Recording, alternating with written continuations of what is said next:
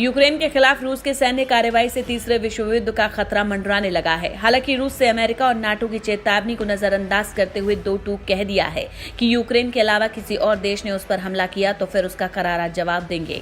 रूस के सैन्य कार्रवाई के आदेश पर अमेरिकी राष्ट्रपति जो बाइडेन ने कहा, पुतिन ने पूर्व नियोजित युद्ध का रास्ता चुना है। उधर भारत ने सुरक्षा परिषद में कहा कि रूस और यूक्रेन इस मुद्दे का शांतिपूर्ण हल निकालें।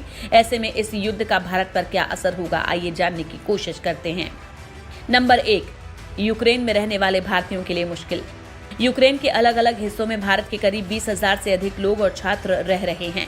युद्ध की स्थिति में इन लोगों की सुरक्षा अहम मुद्दा है। भारत ने 22 फरवरी को ही अपने नागरिकों और छात्रों को यूक्रेन छोड़ने के लिए कहा था। एयर इंडिया के विमान यूक्रेन से कुछ भारतीय लोगों को लेकर लौटा था। बावजूद इसके वहां अभी भी काफी लोग फंसे हैं। नंबर 2, भारतीय शेयर बाजार में गिरावट। रूस और यूक्रेन में जंग का असर भारतीय शेयर बाजार पर दिखाई देने लगा है।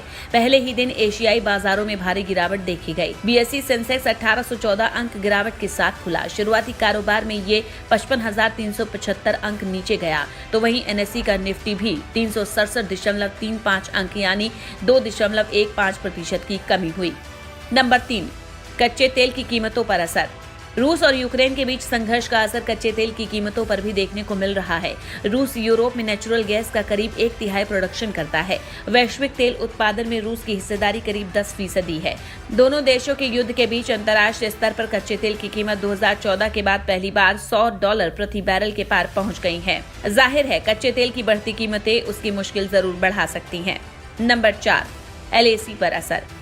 रूस यूक्रेन के बीच सैन्य कार्रवाई का असर चीन के साथ एलएसी पर भी देखने को मिल सकता है। एक्सपर्ट्स का मानना है कि चीन सीमा पर यहां आक्रामक रवैया दिखा सकता है।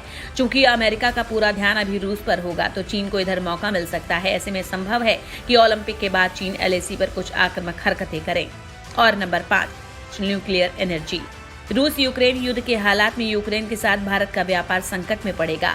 भारत यूक्रेन से खाद, न्यूक्लियर रिएक्टर और बॉयलर खरीदता है। न्यूक्लियर रिएक्टर और बॉयलर के मामले में रूस के बाद यूक्रेन भारत का दूसरा बड़ा सप्लायर है। इसकी आपूर्ति में बाधा आने से भारत का न्यूक्लियर एनर्जी कार्यक्रम धीमा हो सकता है। इंडिया न्यूज वारंग की रिपोर्ट।